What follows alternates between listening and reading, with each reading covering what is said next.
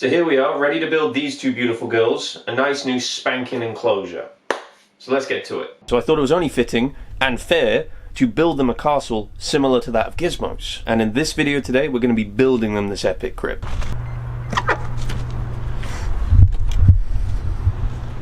Is now disarmed by IQ Remote 1. Thank you, Pell.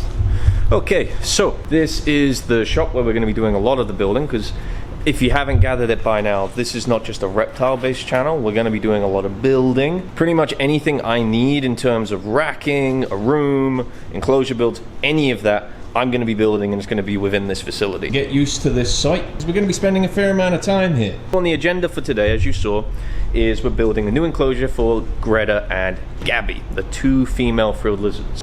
I'm going to be doing something similar to Gizmo, but I'm going to be using melamine, 5/8 melamine, instead of the plywood, which is the method I use for Gizmo. This is the piece of material that we will be using.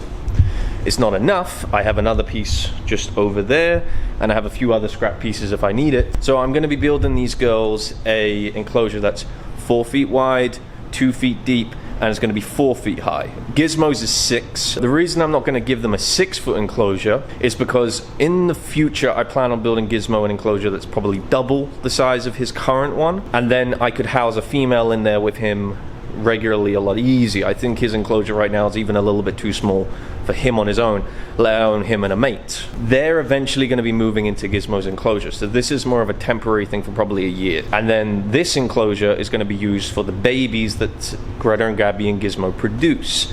So I don't want that enclosure to be too tall, because the taller an enclosure is, the harder it is to keep it warm. So I have to use a very hot lamp.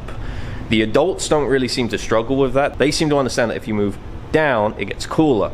The babies aren't as bright as that, so they tend to get a lot closer to the light, and their frills are a lot more delicate. So in the long run, it could harm them doing something that tall. So this is going to be an interesting build, I think. I've done builds like this before in the past, so it's pretty routine for me at this point. Not a lot of cutting, it's more decorating. That's going to be the thing, and that part I'm not great at. So that will be interesting. So Greta and Gabby's current enclosure is 100 gallons. This enclosure is going to come to 240 gallons. 100 gallons for one adult female is enough to get the job done of the New Guinea locale at least. So this is 240, so it's double that. So it's giving them 100 gallons each, and then 40 for them to have kind of the sharing ratio. So I'm going to place you guys on a tripod and give you a time lapse of the basic structure build.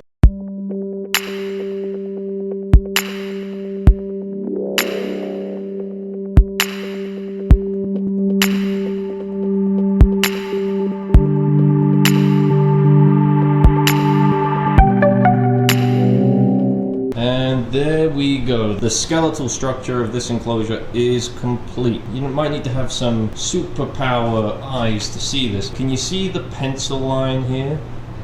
And down here and across the bottom and then all the way back up. That is their previous enclosure. I thought I'd just try and give you a scale as to how much bigger this one is. As some of you may have noticed, I haven't done the top of this enclosure yet, right? Nothing here. 2 reasons for that. One, it makes it easier for me to do the background without the top being in, because then the light that's above can shine down and I can actually see what I'm doing, rather than me have to actually install the light inside. Secondly, don't have enough material for it, but primarily the first reason. So the next step that I'm going to do now is to cork all of the corners so that water can't escape, and then I'm going to work on the background as well. I want to do a similar background to what I did with Gizmo, so we're going to give it another shot here and see how it goes. But anyway, let me cork this and we'll start on the background.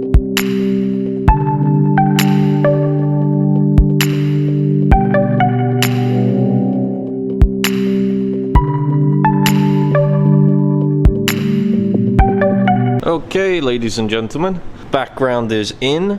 It looks beautiful. Where are the lizards? It's all ready to go for them now. Well, not quite ready for them yet. It's still wet at this point, so I need it to dry. So I'm going to leave it overnight. Tomorrow I'll come in and I'll carve it, get it painted, or grouted like we did with Gizmo's enclosure, because that worked pretty well. I'm showing you as many steps as I can, because I think it's quite interesting to see the evolution of how these things get put together, from raw materials to the finished product, with the animals actually enjoying it. When I did Gizmo's background, I just tried to make it look aesthetically pleasing. I didn't really try and create it to be useful. So with this one, the girls are a lot smaller than Gizmo, so I've tried to make it a lot more useful. So for example, this aspect here is a ledge that they can use to sit on. This here is also big enough for them to use as a ledge to sit on. This way I don't rely solely on the decorations I put in to give them things to use for enrichment, places to sleep, places to sit, all that type of thing. It makes the background a bit more interactive with it, which I think is pretty cool. You know what? I'm going to install one of the lights, and I'm going to show you some of the decorations I have planned, so you can get a better idea as to what my intentions are with this. Give me a sec. Alright, so this is the light that I plan on using. I have two of them at this size, and I have one that's a little bit smaller, and these will house mercury vapor bulbs. It's not going to be getting positioned like that. It's going to be within the enclosure, so I'll have to attach it differently, but this is just so you can have an idea. These are just ropes that you can buy for birds, but I think that I can attach that in a way that they'll be able to use it. It's quite thick, so I think that will be quite cool for them. And I have another one over here. This one's quite long, so I think I could span the entire enclosure. Hopefully this is becoming easier to envision now with the background and the actual structure itself, and even the ropes. So maybe you can actually come to some kind of a conclusion in your head as to how you would do it, and then compare to see how I do it at the end. I can't really do much more until it dries. Let's make a jump forward in time. Okay guys, it's the next day now. So now we're gonna finalize the enclosure. I'm hoping I can finish it in a day. I should be able to. Fingers crossed here. So this is where we left off. Now everything is dry. As you can see that. Our next step is gonna be carving this bad boy down and making it actually look like a rock wall as opposed to what it does now, which is just a mess. We've got the background for the decoration and it's climbable. We've got rope 1 and rope 2. These are the other aspects of the decor that I'm going to aim to use. So I've got my glass here for the doors, which is 36 by 18s, 2 of those. My last sheet of melamine there to do the top. So I enjoy doing these enclosure builds. The best part about it and the worst part about it is actually carving the background. Because at the beginning it just looks horrible and it's messy. Towards the end it gets fun, when you actually start to see it coming to a conclusion and it starts coming together looking nice. But it's tedious, and this is going to take the longest out of any other step. And just know that however long the time lapse is, it's taken me a absolute insane quantity of time to actually complete this. Hopefully it comes out nice.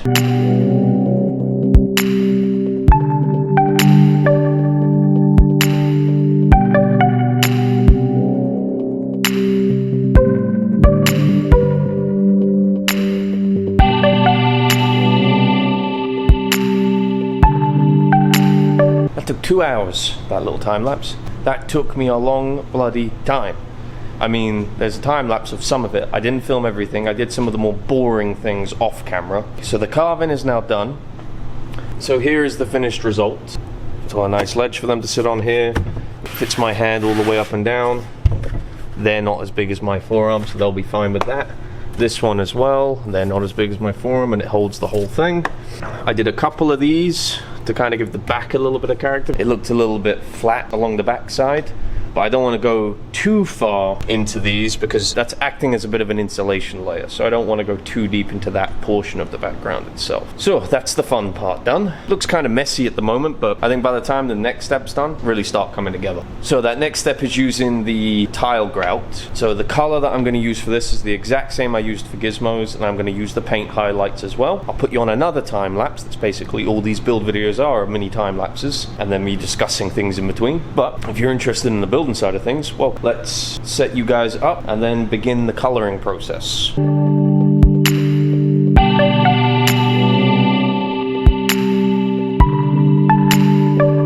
So here's the finished product. Similarly to Gizmos, I'm quite happy with the turnout of this. The color that you see currently, the darker portions of this, is the wet stuff.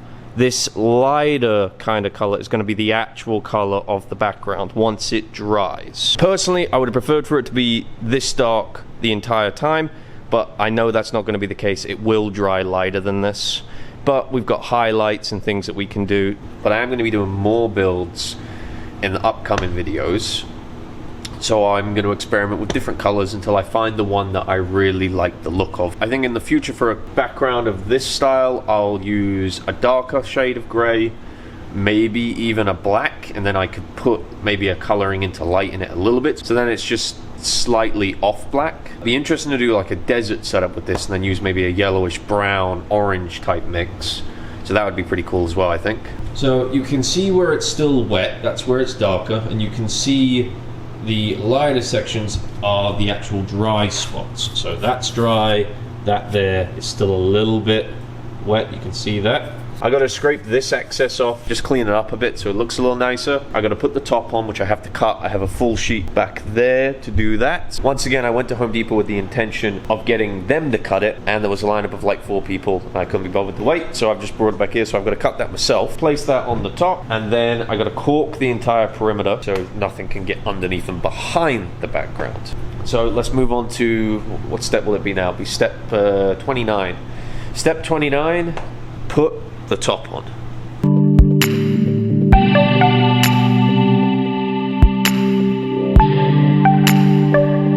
Okay, so the top is now on. You saw that in the time lapse. I've gone ahead and caulked the bottom and I've caulked the top, making sure no creepy crawlies can get in the back. Well, I really wanted to do the background first and then put the doors on, but it's still wet, right? It's still quite wet, so I got nothing else to do at this point, so I might as well just do the front, put the doors on. So change of plan, because it's not dry yet, I'm just going to do the front, and then I'll decorate it probably tomorrow when it's dry, because by the looks of it, probably not going to be dry anytime soon, probably a good 6 to 8 hours before it's fully dry and I can actually do anything with it, so I'll leave it till tomorrow. What I want to do is I want to give you guys a scale of how much bigger this is than their enclosure, so let's see how I look inside of it. It's pretty big. Alright girls, that's all I needed you two for. You disappointed? Did you want more time?